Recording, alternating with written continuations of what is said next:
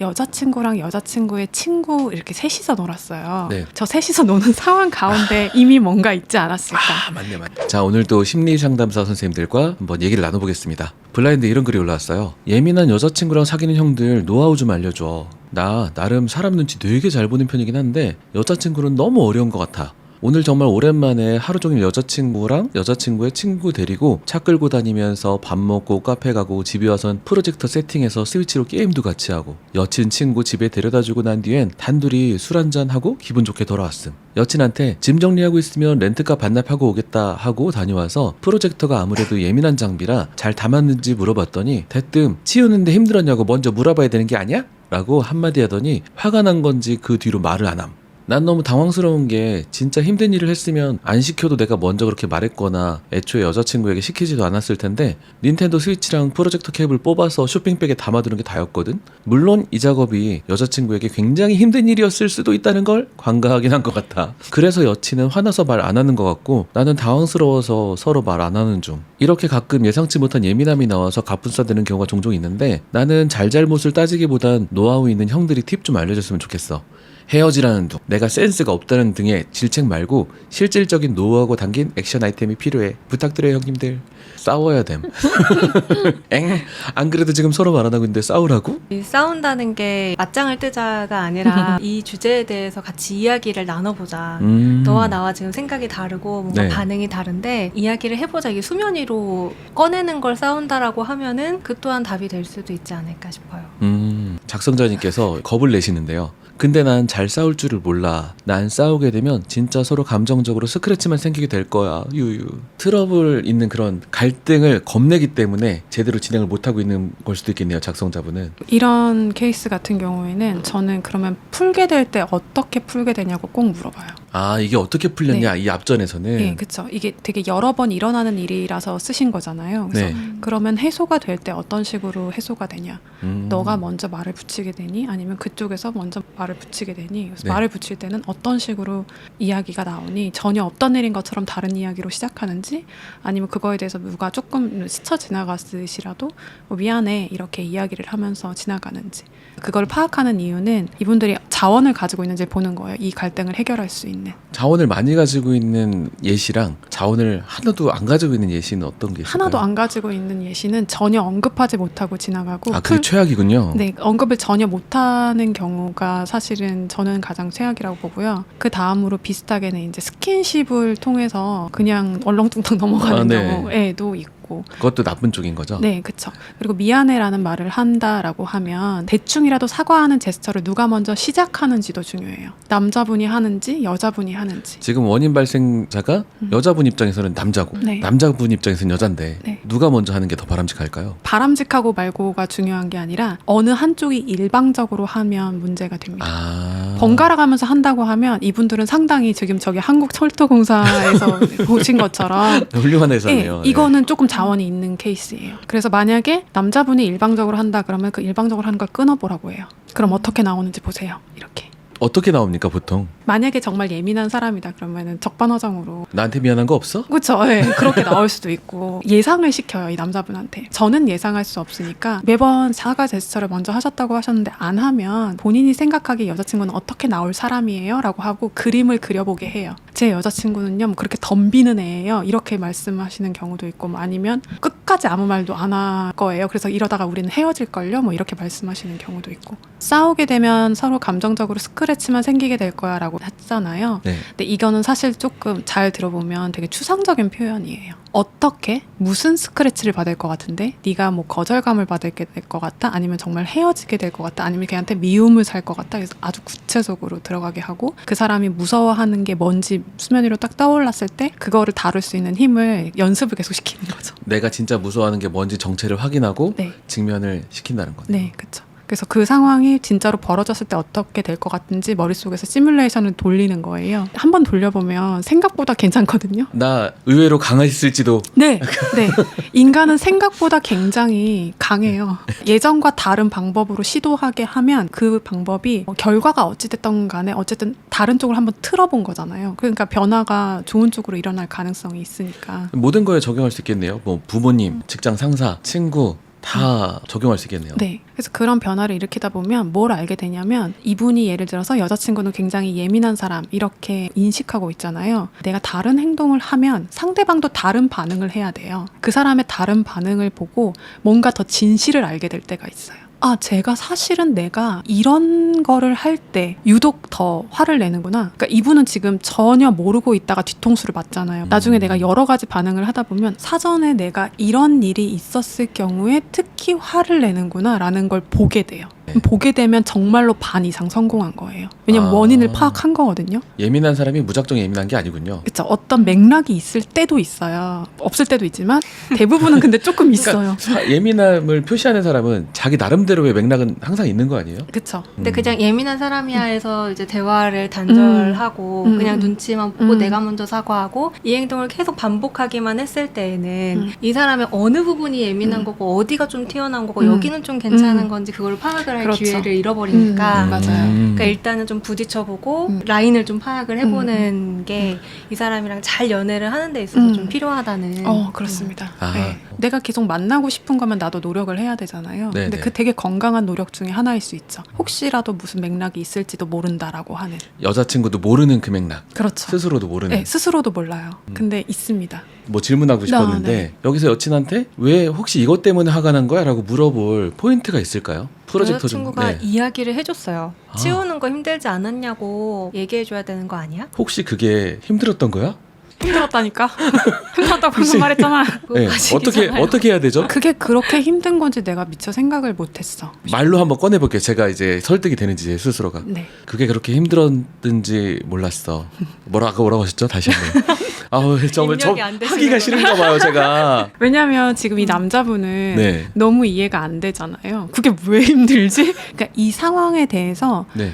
뭔가 생략된 부분이 있을 수도 있어요. 글쓴이는 모르는 어려운 상황이 있었을 수 있다는 거죠. 네, 그쵸. 뭔가 제스처가 있었든 아니면 힘들었냐고 먼저 물어봐야 되는 거 아니야? 라고 했을 때 이 사람의 표정이 됐었든 아니면 한마디 뭐라고 했든 자세히 한번 더 기술해보라고 하기도 하는 편이에요. 일단 저 네. 마음 자체가 나를 먼저 챙겨주지 않은 거에 대한 섭섭함이니까 네. 미안 섭섭했지 라고 네. 하면서 뭐 힘들었었어? 한다든지 일단은 서두를 꺼내가지고 상대방이 말할 수 있도록 물꼬를 터주라는 얘기죠. 음. 실제로 이것 때문에 힘든 거는 아니었을 테니까. 그러면 좋긴 한데요. 이 분의 성숙도가 어느 정도고 마음의 준비가 어느 정도고 자기 개방성이 어느 정도냐에 따라서 말을 하게 될 수도 있고 안 하게 될 수도 있는데 제 네. 생각에는 이건 네. 그냥 정말 제 시나리오지만 여자친구랑 여자친구의 친구 이렇게 셋이서 놀았어요. 네. 저 셋이서 노는 상황 가운데 이미 뭔가 있지 않았을까.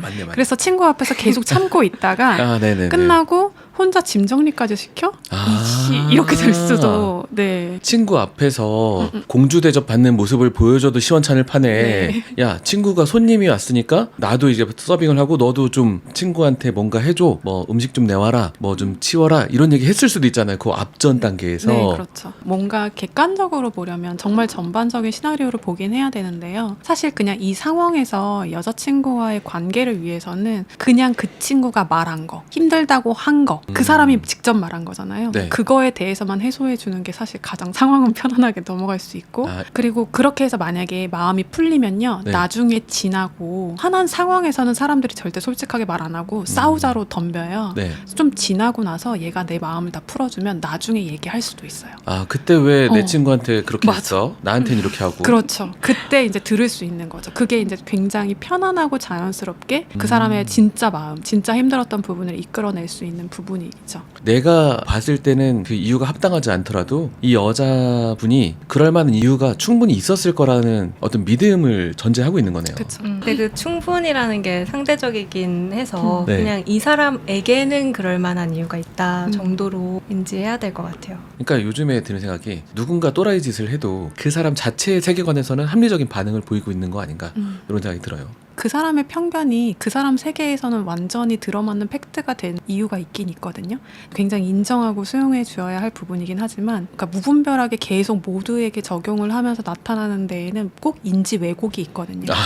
우리도 있고 다 있는 거죠. 그렇죠. 이건 네. 모두가 다 있긴 하죠. 네. 이 왜곡이 내 삶을 불편하게 만들 정도 수준으로 심각하면 자기도 알아요. 그 왜곡이 있다는 것을. 이거를 이제 자아 이질적이라고 하거든요. 그래서 뭔가 문제가 있는 것 같다 나한테. 나는 꼭 이런 문제가 생기는 것 같다. 이 정도의 수준에 오면 이제 뭔가 작업을 할 준비가 된 겁니다. 한 단계 더 생각을 해보면은 이 글쓴이가 이거에 대해서 얘기를 하면은 서로 감정적으로 스크래치만 생길 거야. 내가 여자친구한테 상처를 주게 될 거야 라는 생각을 하고 있는 거잖아요. 내가 만약에 이 여자분의 어떤 비합리적인 신념이나 이런 거를 계속 감싸고 맞춰주기만 한다면 이 여자분은 자아 이질적인 부분을 수정할 기회가 없는 거잖아요. 이 여자분한테 상처를 주는 게 아니라 내 진짜 솔직한 속마음을 드러내 보여주는 것은 이 여자분한테 상처가 아니라 선물이 될 수 있지 않나 이런 생각이 들었어요. 네. 솔직히 나라면 이 경우에는 그냥 미안하다고 하고 넘어갈 것 같아.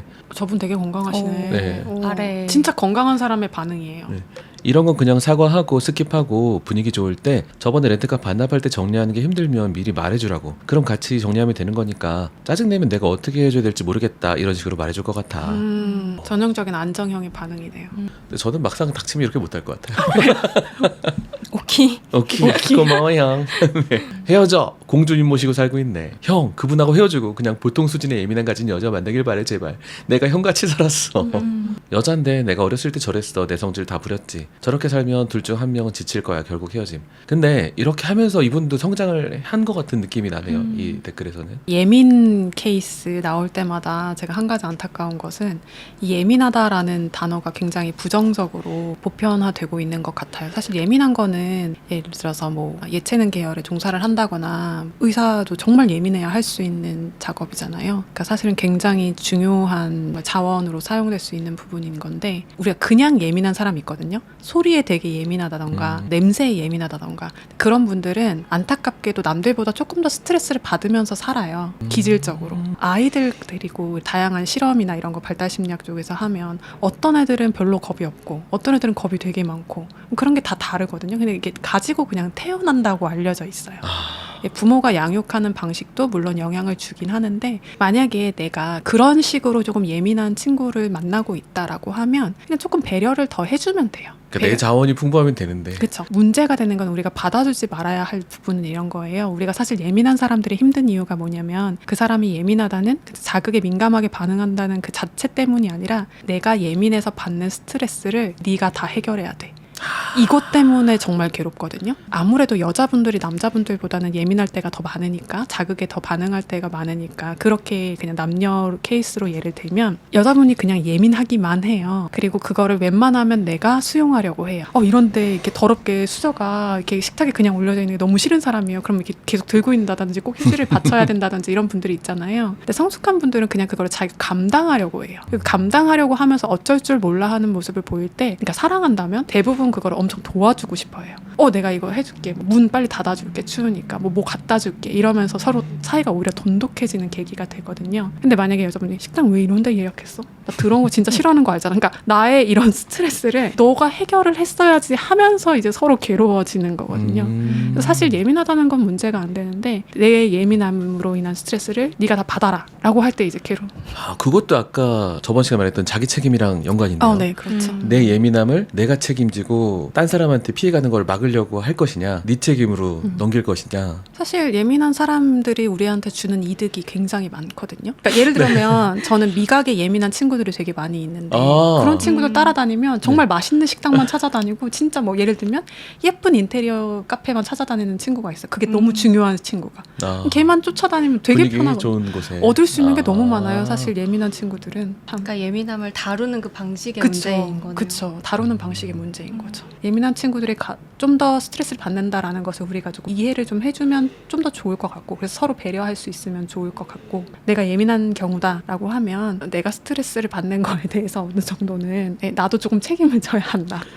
꼭 내 연인이나 배우자가 책임을 져야 하는 것은 아니다라는. 저번에 이런 사람과 결혼해라는 댓글에서 나는 되게 성격이 나쁘게 태어났고 가정환경도 불우해서 나쁜 사람이 되었으니까 사랑을 하지 말아야 되겠다 이렇게 말씀해 주신 댓글이 있었는데 그게 아니라 성격적 단점이 있지만 그걸 다룰 수 있는 사람이 되고 그걸 다뤄서 내가 책임을 지려고 하는 그 모습이면 된다 라고 생각해도 되겠네요. 그럼요. 그 댓글 되게 슬프네요. 그래서 영상 올릴 때마다 제가 보지 못했던 부분을 딱 짚어주는 그런 댓글들이 있어요. 그런 거 볼 때마다 영상을 좀 더 잘 만들었어야 되는데 그런 생각이 항상 들어요. 네. 지금 충분하십니다.